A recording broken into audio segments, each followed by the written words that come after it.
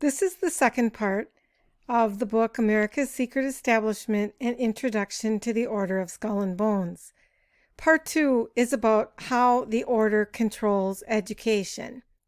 And just to recap real quickly, Anthony C. Sutton, who's pictured on this slide, was a research fellow at the Hoover Institute, Stanford University, from 1968 to 1973. He was also an economics professor at California State University at Los Angeles, and he wrote a lot of different books exposing the hidden parts of our history that we are never told. So in part 2 of this book, Professor Sutton again reiterates that the main philosophy of the Order of Skull and Bones, chapter 322, is Hegelianism. This is the idea that the state is supreme and all individuality should be submerged into the collective. In order to control the future of American society, it would be, of course, critical to control the educational system. Why? Because the youth of today, of course, will be the future of tomorrow.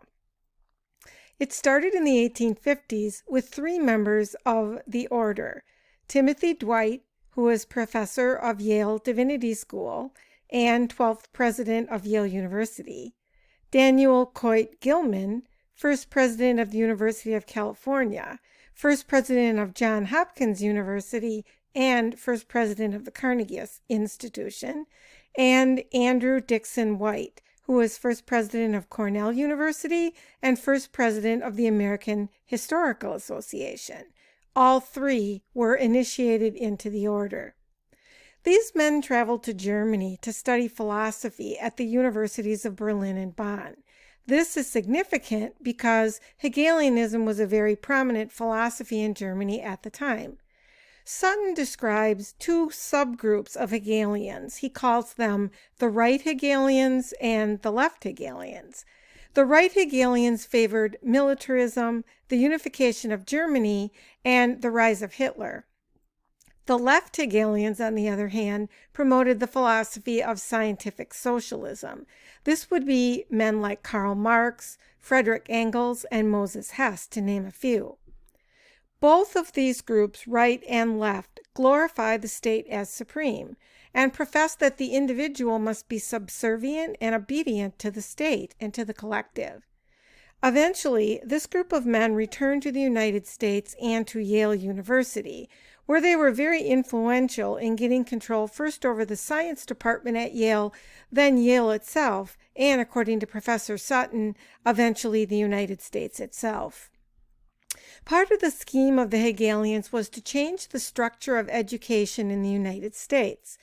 According to the theory of the absolute state, the function of education is to prepare the individual citizen to become submerged in the collective.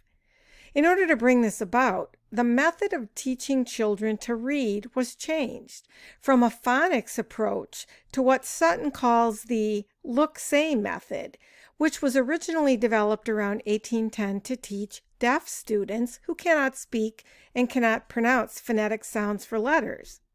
An important figure in all of this is Horace Mann, who, of course, in establishment textbooks is touted as a great educational reformer. It was Mann who pushed for the adoption of the look-say method within the Massachusetts primary school system. Sutton reveals that Mann had direct ties to the order. In fact, he was one of the co-founders. The method was eventually adopted by Columbia Teachers College, which also glorified John Dewey's system of preparing children to function as units in the collective society. This look-say method was easy to learn, but the problem is it de-emphasized reading skills. The old way of learning, by having students break words down into syllables in order to put them together to make words, was denigrated as old-fashioned. The promoters of the new method pushed the idea that it would be much more interesting for students to learn to read by starting with complete units as opposed to letter parts.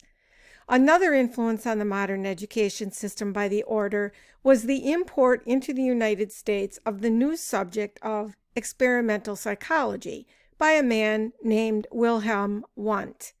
Wundt was influenced by a German philosopher of the 19th century named Friedrich Herbart. This individual is not important to Herbart. His philosophy, the individual, I should say, was not important to Herbart. His philosophy was to prepare children to live properly within the social order. Thus, like Hegel, the purpose of education is not to develop the individual. Instead, the purpose of schooling is to impart socially desirable ideas to the students, and those ideas are about what is good for the whole of society or the collective. Sutton points out that in the article about the order written in 1977 by Rosenbaum, a connection is made between the methods and objectives of the order being parallel with those of the Bavarian Illuminati, founded in Germany in 1776 by Adam Weishaupt. Sutton quotes from John Robeson's 1786 book, Proofs of a Conspiracy, about the Illuminist organization. I've read this book also, and it will be the subject of a separate video later on. Of note, however, is that in Robeson's book, back in 1787, he points out that, quote, the candidate, this would be for initiation into the Illuminati organization, is presented for reception in the character of a slave, and it is demanded of him what has brought him to this most miserable of all conditions. He answers, society, the state, submissiveness, false religion. A skeleton is pointed out to him, at the feet of which are laid a crown and a sword. He is asked whether that is the skeleton of a king, a nobleman, or a beggar. As he cannot decide, the president of the meeting says to him, the character of being a man is the only one that is of importance, unquote. Again, the initiatory rites to the order have occult connections, and I'll talk much more about this later on. William Wundt was strongly influenced by the ideas of Herbart, and in turn, Wundt trained American students, including a man by the name of G. Stanley Hall. Hall brought the study of German experimental psychology into the United States after he returned from Germany in 1871. Hall quickly came under the wing of the order. Hall was also influenced by the teachings of Horace Mann, the Unitarian Church, a group of left Hegelians, and the co-founder of the order, Alphonso Taft. He was one of the first to receive a PhD in psychology, which was a new field under Wundt. Wundt established the field of experimental psychology, which is important because he believed that man is nothing but the summation of his experiences, nothing more. Wundt's philosophy was based on the Hegelian idea that the individual is nothing more than a cog in the state. In short, all of these individuals became very influential in the American educational system through their training of teachers at Columbia University Teachers College, the University of Chicago School of Education, and Johns Hopkins Medical School, all of which were funded by Rockefeller and Carnegie foundations. As far as my comment and critique and analysis of part 2 of this book by Professor Sutton, I have a couple of thoughts. First, there was a revolution in the American education system due to the influence of the members of the Order of Skull and Bones, or men who had ties to the order. And as these individuals rose to positions of power within many U.S. universities, they were free to reorganize these schools in accordance with Hegelian principles. These universities included Johns Hopkins, Columbia, Yale, Cornell, Minnesota University, Iowa University, and the University of Chicago. These schools alone awarded hundreds of doctorate degrees to their students, who in turn became teachers and professors. Dewey, for example, was appointed director of the School of Education at the University of Chicago in 1902. The School of Education was funded with Rockefeller money. Imagine how many teachers were trained at this school and others like it, and you start to understand the impact that these few individuals had on the entire system of educating our youth. Dewey's education is state-centered as opposed to child-centered, and I find this extremely concerning. Dewey's Hegelian way of thinking is in direct contradiction to the principles espoused in our Declaration of Independence and the Constitution of the United States. This is perhaps why the Constitution is no longer taught in most secondary school civics classes. Students are taught that they live in a democracy, and this is an egregious error, especially because most of the teachers teaching them this have no concept themselves of what democracy really is and where that word comes from. And that will be explored in another video as well. On the contrary, in a constitutional republic, the authority of the government comes from the consent of the governed. The state exists to serve us, not the other way around. It would have no power at all if we, the people, did not consent to its authority. We also have the right to overthrow it and replace it, according to the principles espoused in the Declaration of Independence.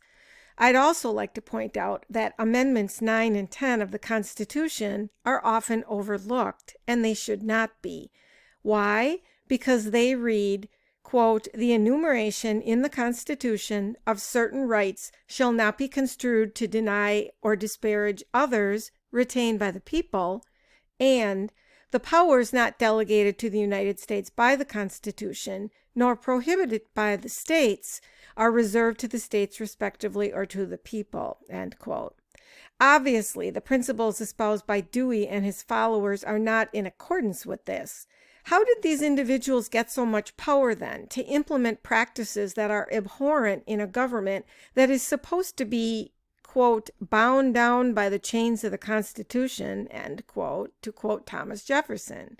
Sutton proposes, and I agree, it is because they were promoted by the order, an extremely powerful secret society. It is clear that the work of persons such as Professor Sutton would not be highly regarded by these schools and individuals, and this is exactly why his work has been suppressed. Sutton did not toe the establishment agenda. In fact, he exposes the undue influence of the order in so many facets of our society. This is one of the main reasons our university system is so bent on pushing the cultural Marxist agenda at present. No professors would be hired who did not conform to the principles that have their roots in Hegelianism. Anyone who researches or attempts to publish contradictory opinions will not be tolerated. It is worrying that the textbooks used in American schools, especially the history textbooks, are connected to massive private funds given by philanthropic organizations such as the Rockefeller Foundation. These foundations have a huge grip on what is taught in our schools. I remember reading a quote by David Rockefeller from his memoirs. He said, quote, "For more than a century, ideological extremists at either end of the political spectrum have seized upon well-publicized incidents such as my encounter with Castro to attack the Rockefeller family for the inordinate influence they claim we wield over American political and economic institutions. Some even begin we are part of a secret cabal working against the best interest of the United States, characterizing my family and me as internationalists, and of conspiring with others around the world to build a more integrated global political and economic structure. One world, if you will. If that's the charge, I stand guilty, and I'm proud of it," end quote. Sutton maintains that the implementation of Dewey's objectives for the educational system were only made possible through the funding of the large foundations such as Ford, Carnegie, Rockefeller, Peabody, Sloan, Slater, and 20th Century Foundations. In another video, I will talk more about the special committee in Congress, the Reese Committee, that was established in 1954 to investigate the influence of these foundations on public schools. Its findings were published in the Dodd Report, and it is eye-opening to say the least. To conclude, I have a couple of questions for you to think about. First, how do we reverse the trend toward indoctrinating public school students with the Hegelian principle of glorifying the state and believing subservience to it is necessary for the benefit of the whole? Why is collectivism versus individualism being pushed so radically right now by both the educational system and the media? And the purpose of education should be the development of the individual, not the creation of cogs to function in Dewey's state machine. Why is it so difficult for the American public to recognize this? See you next time.